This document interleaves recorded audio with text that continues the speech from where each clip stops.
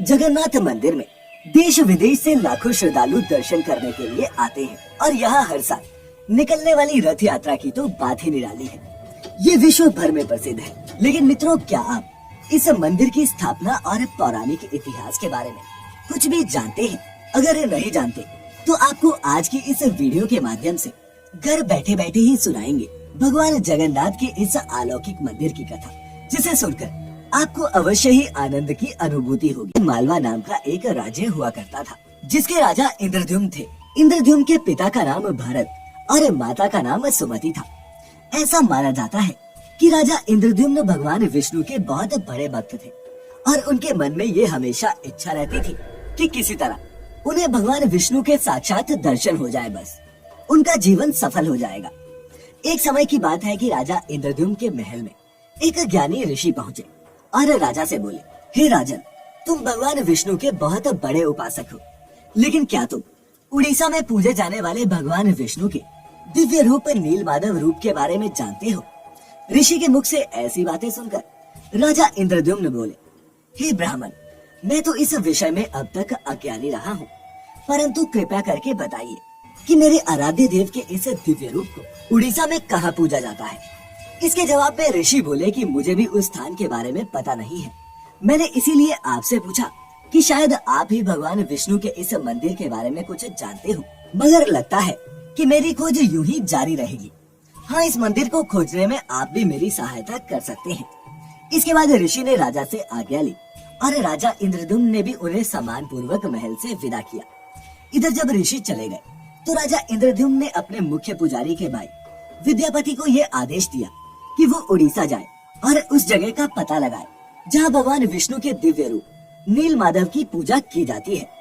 राजा का आदेश मिलते ही विद्यापति उड़ीसा के लिए निकल पड़े और कुछ दिनों की यात्रा के बाद जब वे उड़ीसा पहुँचे तो उन्हें गुप्तचरों से पता चला कि सबर कबीले के लोग हैं जो नीलमाधव की पूजा करते हैं। ये सुनकर वे उस कबीले के मुखिया विश्ववासु के पास पहुँचे और उनसे विनती की कि वे उन्हें उस जगह पर ले चले जहाँ नीलमाधव की पूजा होती है, परंतु विश्ववासु ने विद्यापति को वहाँ ले जाने से मना कर दिया। ये सुन विद्यापति सोच में पड़ गए और उसने मन में ठान लिया कि वे किसी भी तरह नीलमाधव का दिव्य स्थान देखकर ही रहेगा।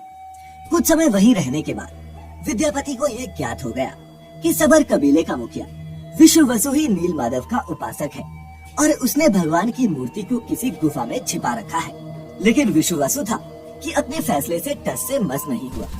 विश्ववासु की एक बेटी भी थी जिससे विद्यापति को प्रेम हो गया था और कुछ समय बाद उन्होंने मुखिया की बेटी से विवाह भी कर लिया। इसी तरह कुछ समय बीता।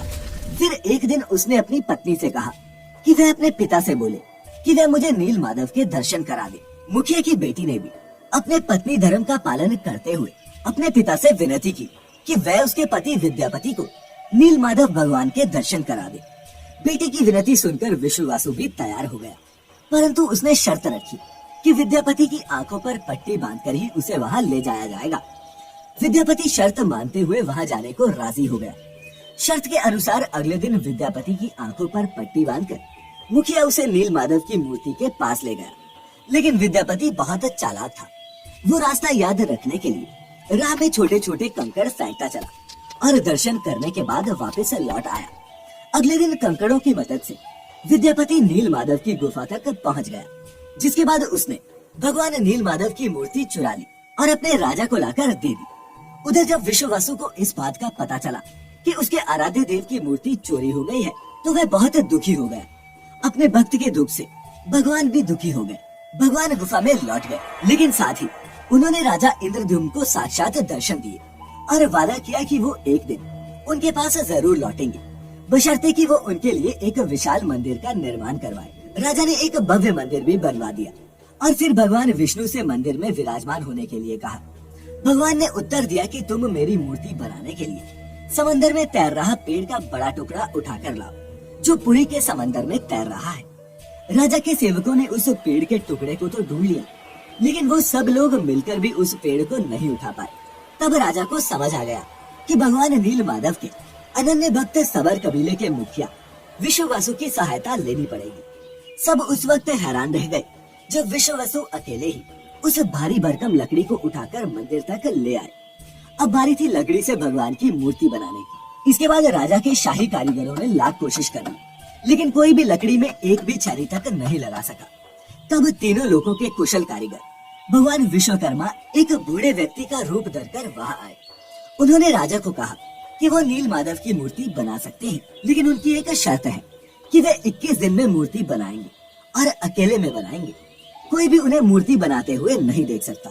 राजा ने उनकी शर्त मान ली। इसके बाद कई दिनों तक मंदिर के अंदर से लोगों को सिर्फ आरी छानी हथौड़े की आवाजें आती रही। फिर 15 दिन बाद राजा इंद्रद्युम्न की रानी गुडिंचा खुद को नहीं रोक पाई, और जब वह मंदिर के दरवाजे के पास पहुंची तो उसे कोई आवाज नहीं सुनाई दी। वह घबरा गई। उसे लगा बूढ़ा कारीगर मर गया है। उसने राजा को इस बात की सूचना दी कि अंदर से कोई आवाज नहीं सुनाई दे रही है। राजा भी डर गया और सभी शर्तों और चेतावनियों को दरकिनार करते हुए उसने मंदिर का दरवाजा खोलने का आदेश दिया। जैसे ही कमरा खोला गया तो बूढ़ा व्यक्ति गायब था और उसमें 3 अधूरी मूर्तियां पड़ी मिली थी। भगवान नील माधव और उनके भाई के छोटे छोटे हाथ बने थे, लेकिन उनकी टांगे नहीं बनी थी, जबकि सुभद्रा के हाथ पांव बनाए ही नहीं गए थे। राजा ने जो हुआ इसे भगवान विष्णु की इच्छा मानकर इन्हीं अधूरी मूर्तियों को स्थापित करने का फैसला किया, और तब से लेकर आज तक तीनों भाई बहन इसी रूप में जगन्नाथपुरी के भव्य मंदिर में विद्यमान है। इसके अलावा कहीं कहीं ये भी पढ़ने को मिलता है कि एक रात भगवान विष्णु ने राजा को सपने में दर्शन दिए और बताया कि नीलांचल पर्वत की एक गुफा में मेरी एक मूर्ति है जिसे नील माधव कहते हैं। तुम एक मंदिर बनवाकर उसमें मेरी इस मूर्ति की स्थापना कर दो। राजा ने अपने सेवकों को नीलांचल पर्वत की खोज में भेजा और वहीं से इन तीनों मूर्तियों को लाकर वर्तमान जगन्नाथ मंदिर में स्थापित किया गया। और ऐसा माना जाता है मित्रों कि जगन्नाथ मंदिर में स्थित नील माधव की मूर्ति में आज भी उनका दिल धड़कता है और उन्हें कभी कभी बुखार भी आता है, और जब उन्हें बुखार की दवा दी जाती है तो वे ठीक भी हो जाते हैं। खैर, कभी मौका मिले तो उड़ीसा जाएं और भगवान जगन्नाथ के दर्शन जरूर करें। उम्मीद करता हूँ कि भगवान जगन्नाथ जी की ये कथा